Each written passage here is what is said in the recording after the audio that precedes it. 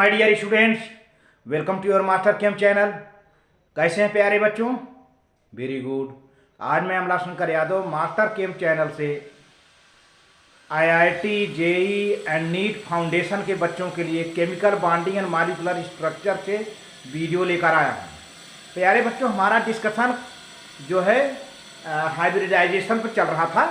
Hybridisation पर हमने कई वीडियो बनाया और हाइब्रिडाइजेशन को बताया। हाइब्रिडाइजेशन क्या है, हाइब्रिड ऑर्बिटल क्या है, बॉन्ड एंगल क्या है, और ज्योमेट्री भी बताया। कैसे हाइब्रिडाइजेशन निकालते हैं उसको फार्मूला बताया। आईआईटी जेई में आए हुए कम से कम सैकड़ों क्वेश्चन को करवाया हमने। और आज मैं हाइब्रिडाइजेशन के मेरा अंतिम लेक्चर है। इसके बाद हम शुरू करेंगे valence shell electron pair repulsion theory, पढ़ाएंगे वेस्पर थ्योरी। आज हाइब्रिडाइजेशन से टॉपिक मेरा खत्म हो जाएगा। तो आज मैं ये बताना चाहूँगा, लास्ट में जाते जाते कई फार्मूले, कई विधियाँ बताऊँगा हाइब्रिडाइजेशन निकालने का, जिसमें कोऑर्डिनेशन कंपाउंड के भी हाइब्रिडाइजेशन निकालना सिखाऊंगा। जैसे कोऑर्डिनेशन नंबर, जिसको सेकेंडरी वैलेंसी कहते हैं, नंबर ऑफ लिगैंड, है ना। और अभी तो मैंने एक फार्मूला बताया था, half VE plus MA minus C plus A। इससे हाइब्रिडाइजेशन आप निकाल लेते थे। लेकिन आज मैं इतना सिंपल आइडिया बताऊंगा कि अगर मान लीजिए कॉम्प्लेक्स कंपाउंड दे दिया जाए तो कैसे कोऑर्डिनेशन नंबर निकालेंगे, और उसका कोऑर्डिनेशन नंबर कैसे जानेंगे और कैसे हाइब्रिडाइजेशन निकालेंगे, ये सब सारी बातें हैं। और लोन पेयर का भी इसी में एक विधि है। लोन पेयर के प्रोसेस से हम हाइब्रिडाइजेशन निकालेंगे। हालांकि लोन पेयर से भी निकाल सकते हैं, जो लोन पेयर से निकालेंगे वही आप ऐसे भी निकाल सकते हैं, half VE plus MA minus C plus A से सबसे सरल है। और लोन पेयर भी जिन बच्चों को बॉन्ड पेयर, लोन पेयर निकालना आता है वो भी निकाल लेंगे आसानी से। तो देखिए प्यारे बच्चों कैसे होता है। हाँ तो प्यारे बच्चों, कभी कभी कॉम्प्लेक्स कंपाउंड के लिए inner D orbital, outer D orbital का मैटर फंसता है। हाइब्रिडाइजेशन तो बच्चे निकाल लेते हैं, लेकिन उनको ये नहीं मालूम होता है कि इसमें इनर D ऑर्बिटल इस्तेमाल हुआ है कि आउटर D ऑर्बिटल यूज हुआ है ना। तो ये डिपेंड करता है कि लिगैंड कैसा है, स्ट्रांग फील्ड लिगैंड है या वीक फील्ड लिगैंड है। तो आज मैं ये बताना चाहूँगा कि कौन कौन स्ट्रांग फील्ड लिगैंड्स हैं और कौन कौन वीक फील्ड लिगैंड्स हैं। तो प्यारे बच्चों जान लीजिए, जब वीक फील्ड लिगैंड होगा तो हमेशा आउटर D ऑर्बिटल यूज होता है। फिर से, जब भी वीक फील्ड लिगैंड यूज होगा तो हमेशा आउटर D ऑर्बिटल यूज होगा। और जब स्ट्रांग फील्ड लिगैंड यूज होगा तब हमेशा इनर D ऑर्बिटल यूज होता है। ठीक है, हमेशा, ये आप समझ लीजिए। अब हम बताने जाते हैं शुरू से। देखिए कुछ टिप्स हैं। जैसे DsP2 हाइब्रिडाइजेशन आपका आया तो इसका शेप होगा स्क्वायर प्लेनर। अच्छा, अब यहां पर क्या है कि अगर D राइट साइड है तब तो आउटर D ऑर्बिटल होगा। अगर D लेफ्ट साइड है तो इनर D ऑर्बिटल होगा। तो अब जैसे मैं यहां पर लिख रहा हूं DsP2, तो आप देखो ये D किधर है, लेफ्ट साइड है। तो एक कैसा D होगा, इनर D ऑर्बिटल होगा। ये भी जान लीजिए, आपको देख करके कैसे, अगर वह D राइट साइड है हाइब्रिड ऑर्बिटल की, एकदम राइट मोस्ट है, तब तो आउटर D ऑर्बिटल होगा। अब एकदम लेफ्ट मोस्ट है तब तो इनर D ऑर्बिटल होगा। तो यहां पर देखें लेफ्ट है तो इनर D ऑर्बिटल है, स्क्वायर प्लेनर होगा। इनर D मतलब n-1D orbital is involved in the hybridisation. sp3d, अब देखिए यहां पर ये हाइब्रिड ऑर्बिटल है sp3d, और D किधर लिखा हुआ है जरा देखो, sp3d एकदम राइट मोस्ट में है। राइट मोस्ट में है इसका मतलब आउटर D ऑर्बिटल इस्तेमाल किया गया है। तो ट्राइगोनल बाइपिरामिडल शेप होगा और आउटर D माने ND orbital is involved in the hybridisation. Next, अगर ये sp3d2 sp3d2। अब इसमें भी d ऑर्बिटल एकदम राइट मोस्ट में है, तो ये भी आउटर d ऑर्बिटल है, ऑक्टाहेड्रल शेप होगा, आउटर d ऑर्बिटल यूज है इन द हाइब्रिडाइजेशन। पर समझते जाए मेन मेन पॉइंट्स, बाकी तो हम बताएंगे हाइब्रिडाइजेशन कैसे निकाला जाता है, हाइब्रिडाइजेशन कैसे निकाला जाता है। अब चौथा पॉइंट जरा देखिए, d2sp3। अब देखिए यहां पर d2 किधर आ गया, लेफ्ट साइड आ गया, एकदम लेफ्ट मोस्ट में है d2। तो आपको समझ लेना है कि यह d जो है d orbital inner d orbital use हुआ है, हाइब्रिडाइजेशन में इनर d ऑर्बिटल यूज हुआ है। तो ऑक्टाहेड्रल है ये, inner d orbital means n-1 d orbital is involved in the hybridisation. Fifth point में sp3d3 है। अब यहां पे d3 है और d जो है राइट मोस्ट में है बिल्कुल, तो इसका शेप है pentagonal bipyramidal, outer d orbital है इन्वॉल्वड इन द हाइब्रिडाइजेशन। ठीक, तो ये तो आपने ऐसे समझ लिया। अब अगर चूंकि हाइब्रिडाइजेशन एक नंबर में निकलता है, हाइब्रिडाइजेशन जब कैलकुलेट करेंगे तो नंबर में मिलेगा, नंबर जैसे 2, 3, 4, 5, 6, 7 इस तरह से कैलकुलेशन निकलता है। तो अब 2, 3, 4, 5, 6, 7 से बच्चों कैसे आप जान पाओगे कि इनर है कि आउटर है? तो इसके लिए सबसे बड़ा तरीका है कि जो कंपाउंड का, कॉम्प्लेक्स कंपाउंड का या कोई मॉलिक्यूल है उसमें लिगैंड कैसा है। लिगैंड क्या होता है? जो सेंट्रल मेटल से जुड़ा होता है, जो सेंट्रल मेटल से जुड़ा होता है, that those are called ligands. Central metal को इलेक्ट्रॉन डोनेट करके उससे जुड़ा हुआ है, दैट इज कॉल्ड लिगैंड। ये लिगैंड दो टाइप के होते हैं, वीक फील्ड लिगैंड और स्ट्रांग फील्ड लिगैंड।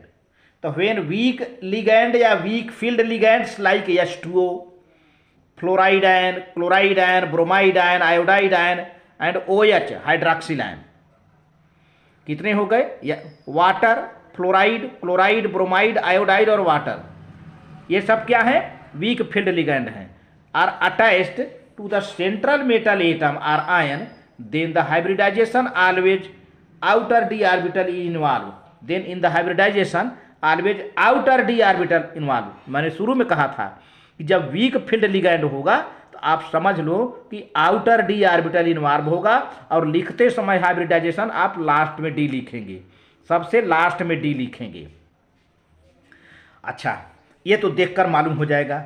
लेकिन अगर ये सब नहीं है, इनमें से कोई नहीं है, तब समझ लीजिएगा कि स्ट्रांग फील्ड लिगैंड होगा।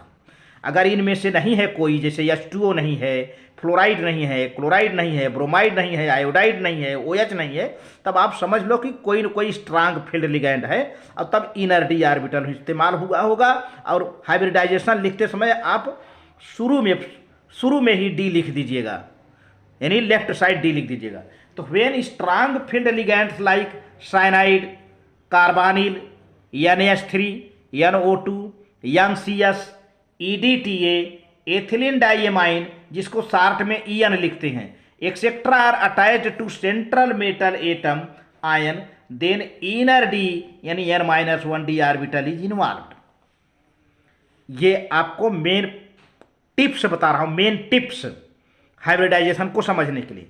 अब आइए, जो वैल्यू आती है हाइब्रिडाइजेशन की, ये वैल्यू ऑफ x एक चार्ट है, और टाइप्स ऑफ हाइब्रिडाइजेशन, जैसे कैलकुलेशन में वैल्यू आपको 2 मिला तो एक S एक P हो गया, ठीक है, एक S और एक P हो गया।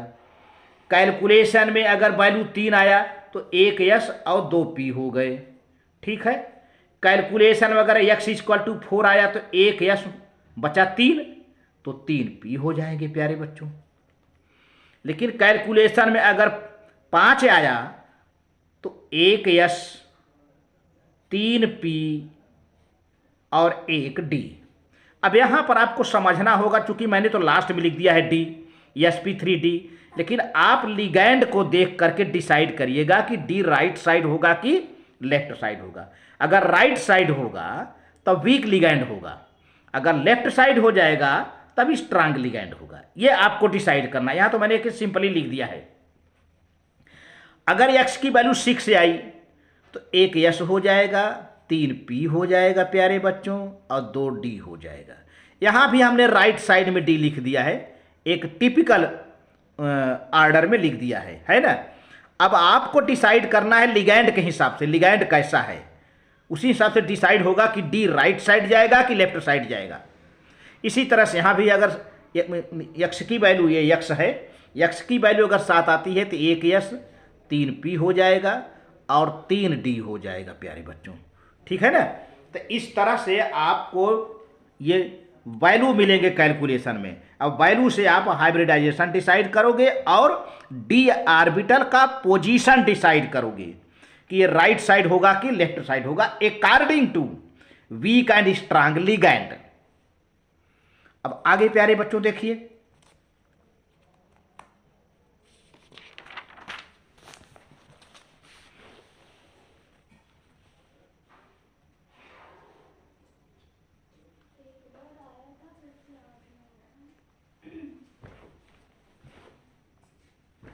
अब यहां पर देखिए मैंने कुछ लिख दिया है, आप कैलकुलेट करके निकालिएगा। कैलकुलेशन के लिए फार्मूला हम आगे अभी बता रहे हैं, लेकिन आप समझिए। जैसे types of hybridisation, orbital mixed, shape of molecule, examples. Orbital mixed मैंने इसलिए लिख लिया कि डी के मामले में बच्चे बहुत कन्फ्यूजन करते हैं। डी के मामले में बच्चे बहुत कन्फ्यूजन करते हैं। यस और पी तो चल जाता है, जब डी का मामला आता है तब उसमें कौन डी, क्योंकि डी 5 टाइप का होता है, D X Y, D Y Z, D Z X, D X square minus Y square, D Z square. तो कहाँ क्या इस्तेमाल होगा ये दिक्कत हो जाती है आपके लिए, और यही आपका क्वेश्चन IIT JEE नीट का बन जाता है। तो प्यारे बच्चों अगर SP है तो 1S 1P क्या बन गया, SP हाइब्रिडाइजेशन हो गया। SP हाइब्रिडाइजेशन में 1S ऑर्बिटल और 1P ऑर्बिटल हाइब्रिडाइज होगा, इंटरमिक्स होगा, तो SP हाइब्रिड ऑर्बिटल बनेगा, जिसको कहते हैं SP हाइब्रिडाइजेशन। शेप होगा लीनियर। एग्जाम्पल है BeF2 beryllium difluoride, BeH2 beryllium dihydride, acetylene और मरकरी डाइक्लोराइड। SP2 में जरा देखिए, इसमें 1S है और 2P है, SP2 हाइब्रिडाइजेशन हो गया। ये ट्रायंगुलर प्लेनर होगा प्यारे बच्चों। Boron trifluoride, ethylene, nitrate, carbonate, इन सब में SP2 का हाइब्रिडाइजेशन होगा। चलिए अभी तक तो मामला सही है। SP3 इसमें 1S होगा और 3P हो जाएंगे प्यारे बच्चों। ये टेट्राहेड्रल होगा। अब इसका एंगल हम डिसाइड करेंगे जो है लोन पेयर बॉन्ड पेयर। अगर कोई लोन पेयर नहीं है तो 109 डिग्री होता है, 28 मिनट है ये होता है। मेथेन है, कार्बन टेट्राक्लोराइड है और स्टैनिक टेट्राक्लोराइड है, अमोनियम आयन है, सल्फेट आयन है और PCl3 है, ये हो गया। अब यहाँ पर यस और P का मामला रहा। अब यहीं से D शुरू हो जा रहा है। अब आपको यहाँ पर नज़र लगा के देखना है कि D आउटर हो रहा है कि इनर। देखिए पहला मैं बता रहा हूँ DsP2, D पहले आ गया तो ये तो इनर D ऑर्बिटल है, इसमें 1D होगा। और DsP2 में मैंने पहले भी वीडियो में बताया था, DsP2 में कौन सा D ऑर्बिटल इन्वॉल्व होगा, dx square minus Y square. 1D का मतलब क्या हुआ, dx square minus Y square and 1S and 2P, ठीक है ना। स्क्वायर प्लेनर होगा इसका। ये होगा टेट्रासाइनोनिकिलेट, टेट्रासाइनोनिकिलेट और टेट्राक्लोरोप्लेटिनेट, टेट्राक्लोरोप्लेटिनेट यहां पर है। इसी तरह से अब sp3d, अब इसको देखिए जरा सा, sp3d और d कहाँ आ गया, राइट साइड एकदम बाहर आ गया। तो इसका मतलब ये क्या है, आउटर d ऑर्बिटल होगा। जब आउटर d ऑर्बिटल होगा तो वीक लिगैंड होंगे, है ना। तो अब देखिए इसमें 1s 3p 1d, लेकिन कैसा d, dz स्क्वायर। इसमें कौन सा d है, dz स्क्वायर वाला d ऑर्बिटल है, ठीक है ना। यही सब मेन चीज है इसको जिसको मैं सर्किल कर दे रहा हूँ, ये मेन चीज़ है प्यारे बच्चों। DsP2 के केस में dx square minus Y square, और sp3d के केस में dz स्क्वायर। ठीक है, अब देखिए, अब दोनों एक ऐसा हाइब्रिडाइजेशन आएगा जिसमें ये दोनों आ जाएंगे। देखिए sp3d2, यहाँ भी d राइट साइड है, मतलब आउटर d ऑर्बिटल है, तो इसमें 1s 3p और 2d, और 2d में कौन कौन d रहेंगे? एक तो dx square minus Y square, और दूसरा का वाला dz स्क्वायर। ठीक है, आ गया ना? Very good. शेप होगा ऑक्टाहेड्रल, और पहले का ट्राइगोनल बाई पिरामिडल होगा sp3d का, और फास्फोरस ये पेंटाफ्लोराइड हो गया, पेंटाक्लोराइड हो गया, एग्जाम्पल हो गया। और इसका भी ऑक्टाहेड्रल वाले का सल्फर हेक्साफ्लोराइड हो गया, और हेक्साफ्लोरोक्रोमेट और हेक्सामाइन कोबाल्ट, इसका एग्जाम्पल ये है। अब sp3d3 में देखिए, इसमें 1s 3p 3d ऑर्बिटल। अब 3d ऑर्बिटल कौन है? जब 3d आ जाए ना, तो इसका पेयर है dxy dyz dzx, ये तीनों जहां रहेंगे एक साथ में रहते हैं। जब d3 आ जाए तो इनके साथ ही स्क्वायर वाला कोई ऑर्बिटल नहीं है, dxy dyz dzx, sp3d3। d2 में दोनों स्क्वायर वाले आ जाएंगे, sp3d में एक स्क्वायर वाला z स्क्वायर, और dsp2 में dx square minus Y square. ठीक है, तो लास्ट वाला sp3d3 है, जिसमें dxy dyz dzx pentagonal bi pyramidal होगा, IF7, यानी हेप्टाफ्लोरो आयोडाइड, आयोडीन हेक्साफ्लोराइड, हेक्सा नहीं हेप्टा, आयोडीन हेप्टा, सात है हेप्टा फ्लोराइड। ठीक है, IF7 है। ठीक है, अब अगला क्वेश्चन देखिए प्यारे बच्चों, अगला क्वेश्चन कैसे बताया जाता है। अब आप देखिए, कुछ क्वेश्चंस बनाए हुए, और इसी में रूल भी बता जा रहा हूँ। देखिए रूल, इसमें आपको रूल भी बताते जा रहा हूँ मैं। ये है, देखिए, ये रूल नंबर 1 लोन पेयर से है। ठीक है, फार्मूला फॉर हाइब्रिडाइजेशन, मैंने लिखा है फार्मूला फॉर हाइब्रिडाइजेशन। तो पहला फार्मूला क्या है? x equal to number of atoms attached to central atom. Number of atoms attached to central atom, ध्यान दीजिए, यानी सेंट्रल एटम से कितने एटम अटैच हैं, ये पहला फार्मूला है, plus number of lone pair electron. हो गया हाइब्रिडाइजेशन, आपका निकल गया। तो अब जैसे इसी पर मैं एक एग्जांपल दिया हूं, find hybridisation of NH3 H2O BeF3 beryllium trifluoride.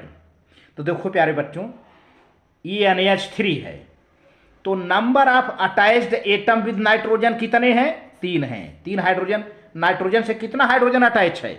3 लिख दिया।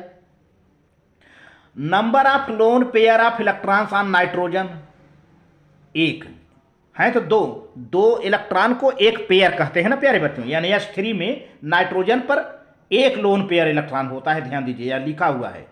ये अमोनिया है ना, अमोनिया पर एक लोन पेयर इलेक्ट्रॉन होता है। Number of lone pair of electron ये, अब वो फार्मूला लगा दो वहीं पर। अब हाइब्रिडाइजेशन निकाल दो, 3 अटैच्ड एटम, एक lone pair electron, 3 1 4, hybrid number आया कैलकुलेशन में 4। तो 4 में क्या होगा प्यारे बच्चों? 4 में क्या होगा? 1 S 3 P, क्या बन गया? sp3।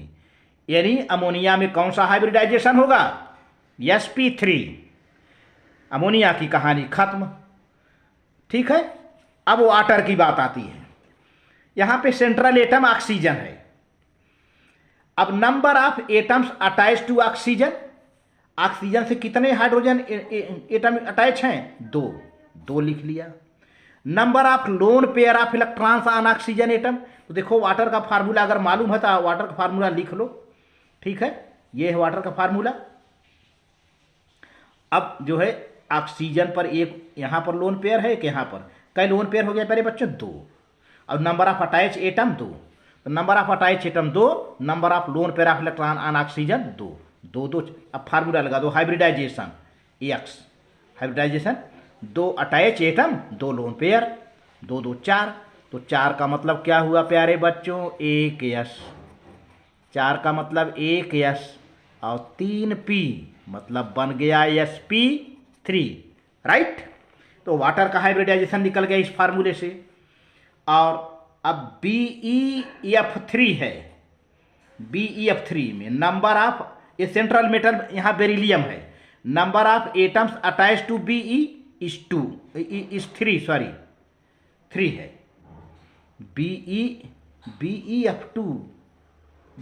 BeF2 होगा, सॉरी हमने Be3, Be2 होना चाहिए, Be2 है, ठीक है। यहाँ पर ये Be2 समझिएगा आप लोग, वो ये है क्वेश्चन में Be2 है, Be2 यहाँ पर रहेगा, ठीक है ना। तो अब नंबर ऑफ एटम अटैच्ड कितना है यहाँ पर? 2 है, 2 है। और बेरिलियम पर कोई लोन पेयर इलेक्ट्रॉन कुछ नहीं, 0 है, तो 0 है। तो अब हाइब्रिडाइजेशन क्या हो? नंबर ऑफ अटैच एटम 2 और लोन पेयर इलेक्ट्रॉन कुछ नहीं, 0, 2 और 2 कितना हुआ? तो 2 का मतलब क्या? 1 यस, दूसरा का पी, यानी बन गया क्या? sp hybridization. वैसे ये सब हाइब्रिडाइजेशन आपने लोन पेयर और नंबर ऑफ अटैच्ड एटम से निकाल लिया, और इसी को चाहो तो आप इस फार्मूले से निकाल लो। तो these also can be calculated by formula x equal to half Be plus Ma minus C plus A, where Ve क्या है?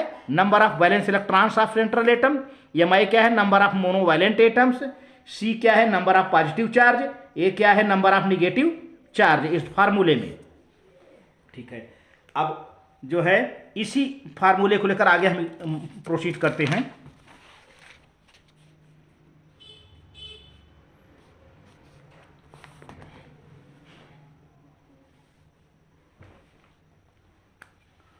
अब देखो प्यारे बच्चों, वही फार्मूला है हाइब्रिडाइजेशन का, ये दूसरा formula half Ve plus Ma minus C plus A हो गया। ये Ve number of valence electron of central atom, Ma number of monovalent atoms या groups attach to the central atom, C क्या है? Number of positive charge, A क्या है? Number of negative charge, जो इस फार्मूले में लगा है, C और A, ठीक है। अच्छा, अब एक एग्जाम्पल मैं दे रहा हूँ, find the hybridization in H2O and CO3। यही H2O का भी आप लोन पेयर विधि से निकाला था, और कार्बोनेट का भी यहाँ पे माइनस चार्ज है। तो देखिए, अब पहले तो हम H2O का निकालते हैं। H2O में जो है ऑक्सीजन सेंट्रल एटम है, ऑक्सीजन सेंट्रल एटम है। सेंट्रल एटम में आउटर मोस्ट सेल में कितना इलेक्ट्रॉन होता है? अरे भाई, ऑक्सीजन का कितना हुआ? 8 होता है, 2 और 6। वैलेंस इलेक्ट्रॉन कितना हुआ? 6 रखा, ठीक है। अब 2 नंबर ऑफ मोनोवैलेंट हाइड्रोजन की वैलेंसी कितनी होती है? 1। तो नंबर ऑफ मोनोवैलेंट एटम कितने हैं? 2, 6 2 8। कोई चार्ज नहीं वाटर पर, ना तो पॉजिटिव ना तो निगेटिव, 0 0 रख दिया, यानी 6 2 8। अभी कट गया, 2 4 जा 8, 2 4 जा 8 का मतलब क्या हुआ? 1 यस और 3 पी, बन गया क्या? sp3 हाइब्रिडाइजेशन बन गया। इसी तरह से कार्बोनेट का, इस विधि से निकालिए कार्बोनेट का। कार्बोनेट में यहाँ पर देखिए ऑक्सीजन से कार्बन सेंट्रल मेटल है, तो कार्बन की एटॉमिक नंबर प्यारे बच्चों 6 होता है, 2 और 4। वैलेंस इलेक्ट्रॉन कितना हुआ? 4, तो 4 लिख लिया, ठीक है।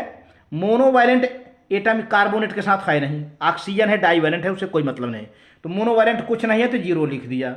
माइनस पॉजिटिव चार्ज, तो पॉजिटिव चार्ज तो है नहीं, प्लस निगेटिव चार्ज 2 ठे पड़ा हुआ है, प्लस 2 लिख दिया। 4 2 6, ये 2 3 जा 6, 3 आया। 3 में क्या हुआ? 3 में 1 यस 2 पी, क्या हो गया? sp2। ये sp2 लिखा हुआ है यहाँ पर, ठीक है। तो इस तरह से आपने हाइब्रिडाइजेशन निकाल लिया। तो लोन पेयर वाली विधि चाहे अपना लो, चाहे ये विधि अपना लो, ठीक है ना। और लास्ट वाला जो सबसे इंपॉर्टेंट है, कॉम्प्लेक्स कंपाउंड का निकालने के लिए, उसके लिए मैं बता रहा हूं। अब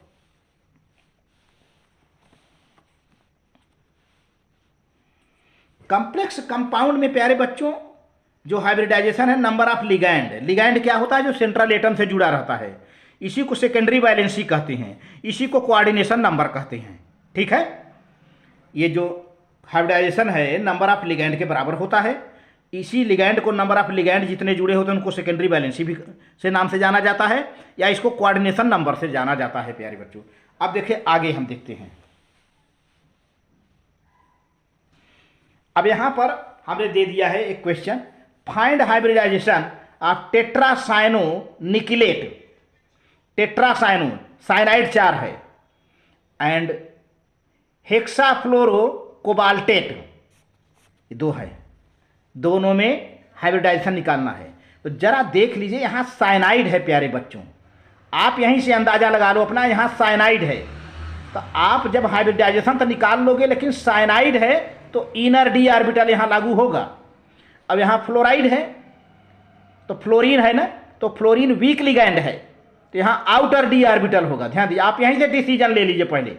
हाइब्रिडाइजेशन तो दोनों का सेम निकलेगा, दोनों का सेम तो नहीं निकलेगा, थोड़ा सा डिफरेंट निकलेगा, दोनों का सेम नहीं निकलेगा।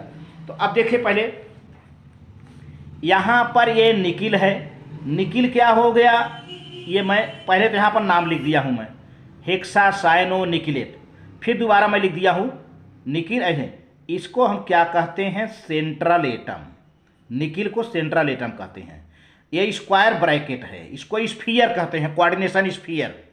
कोऑर्डिनेशन स्फीयर में सेंट्रल मेटल होता है, लिगैंड होता है और कोऑर्डिनेशन नंबर होता है। तो सेंट्रल मेटल हो गया 1। अब ये जो ब्रैकेट में है CN, ये है लिगैंड। ठीक है, और कैसा लिगैंड है प्यारे बच्चों, स्ट्रांग फील्ड लिगैंड है, तो इसका मतलब इनर डी ऑर्बिटल यूज होगा यहां पर। ठीक, डिसाइड कर लो। अब कितना CN है, 6 है, यही कोऑर्डिनेशन नंबर है, इसी को सेकेंडरी वैलेंसी कहो, चाहे कोऑर्डिनेशन नंबर कहो, चाहे यह x के बराबर है, हाइब्रिडाइजेशन के बराबर, आपको कोई कैलकुलेशन करने की जरूरत यहाँ नहीं है ना। तो x कितना निकल गया, coordination number, x equal to 6, that is equal to coordination number. तो अब इसमें चूंकि CN है, स्ट्रांग लिगैंड है, इसलिए इनर डी ऑर्बिटल होगा, इनर डी ऑर्बिटल होगा, तो 6 में D2 हो जाएगा। अब कितने बचे, 4, एक यस हो गया, तो एक यस हो गया। अब कितने बचे, 3 P हो गया, ऑक्टाहेड्रल। तो देखिए मैंने D पहले लिख दिया, D पहले क्यों लिख दिया, अब आपको ये दिक्कत आ रही होगी कि D पहले क्यों लिख दिया गया। D पहले हमने इसलिए लिखा क्योंकि यहाँ साइनाइड है, और साइनाइड कैसा है, स्ट्रांग फील्ड लिगैंड है, स्ट्रांग के लिए D पहले लिखा जाता है, इनर डी ऑर्बिटल हो जाता है, ऑक्टाहेड्रल हो गया। अब जोड़ लो आप, D कितना है, 2, S कितना है, 1, P कितना है, 3, 3 1 4 2 6, टोटल कितना आ गया प्यारे बच्चों, 6 आया ना, 6 आ गया। अब इसका देखिए यहाँ पे हेक्साफ्लोरो कोबाल्टेट, ये चार्ज को भूल जाओ, चार्ज से कोई लेना देना नहीं है यहाँ पर। अब यहाँ पे देखिए ये कोबाल्ट है, सेंट्रल एटम है, ये फ्लोरीन है, फ्लोरीन है, ये लिगैंड है, फ्लोरीन क्या है, ये लिगैंड है, क्योंकि लिगैंड क्या होता है, सेंट्रल एटम से जुड़ा रहता है, तो फ्लोरीन लिगैंड है। कितना फ्लोरीन है संख्या में, 6, तो कोऑर्डिनेशन नंबर हो गया, जिसको सेकेंडरी वैलेंसी कहते हैं। यह कितना बराबर है, 6 के बराबर है, 6 के बराबर हो गया। तो लिगैंड कैसा है, ये वीक लिगैंड है। फ्लोरीन कैसा लिगैंड होता है, वीक लिगैंड, अभी हमने बताया था पहले। तो वीक लिगैंड है तो क्या होगा, आउटर डी ऑर्बिटल यूज होगा, ध्यान दीजिएगा। तो अब इसमें देखिए वही चीज़ आया, 6 यहाँ भी आया, 6 यहाँ भी आया, दोनों का सेम मैंने बताया था कि हाइब्रिडाइजेशन होगा। यहाँ पे आप 6 लिख दीजिए, सवाल में थोड़ा 4 आ गया है, ठीक है ना। तो अब यहाँ पर क्या हो जाएगा, 6 में 1 यस हो जाएगा, 1 यस हो जाएगा, 3 P हो जाएगा, कितना हो गया, 4 हो गया, दो बचे, 2D हो जाएगा। और D कहाँ लिखोगे आप? आउट ऑफ साइड लिखोगे, बिल्कुल बाहर लिखोगे। क्यों बाहर लिखोगे भाई? क्योंकि वीक लिगैंड यूज हुआ है। F फ्लोराइड, तो हमने बताया है water, chloride, fluoride, bromide, iodide, OH, ये सब वीक लिगैंड हैं। तो इस तरह से प्यारे बच्चों, ये जो है वीडियो अच्छा लगे तो लाइक करके सब्सक्राइब कर देना, शेयर कर देना। Very good. Master chem channel IIT JEE NEET के बच्चों के सफलता के लिए शुभकामना करता है।